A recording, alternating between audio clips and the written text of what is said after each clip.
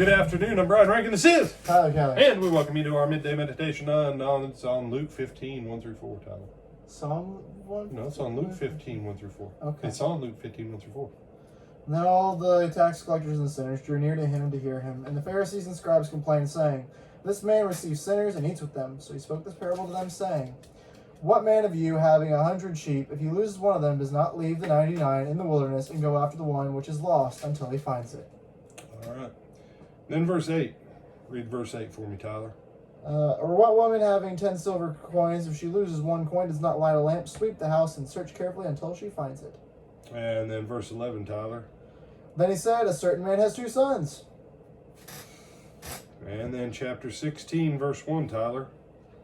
He also said to his disciples, There was a certain rich man who had a steward, and an accusation was brought to him that this man was wasting his goods. Okay. So, there's 3 parables, or is there one, in chapter 15? There's one parable teaching 3 different aspects of the same lesson. Mm-hmm. And there's a variety of things we could say on this. The lesson about the prodigal, the issue is seeing who the father is. The father wants his sons, period. Clean, dirty, bad attitude. The woman with the lost coin wants her coins. And the shepherd with the lost sheep wants all of his sheep. But Jesus is taking a point here. Livestock, money, and humans. 1 out of 100 is what percent lost, Tyler? 1%. 1%. 1 out of 10 is what percent? 10%. 10%. 1 out of 2 is? 50%. Okay. Now, and this is why more of us who aren't Jewish by birth aren't richer.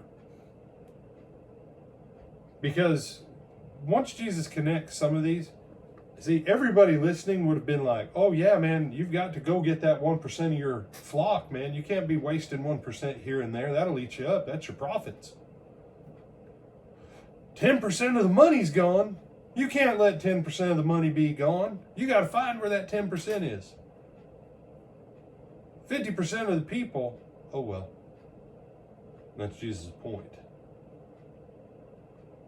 Tyler, if you're missing 1 penny out of 100, do you stop to look for it? At least for half a second if I know I'm missing one. If you're missing $1 out of 10, do you look for your $1? For quite a bit longer, yes. If you're missing $50 out of 100, do you look? Yes. If you're missing 50 cents out of $1, Probably still looking, just because I'm looking for where I dropped my 50 cents. what if it's 10 cents out of $1? Quite possibly I'm looking for it.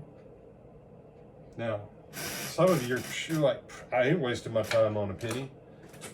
Okay, so if it's $1 million and you dropped $10,000 cash, are you looking for the 10 grand?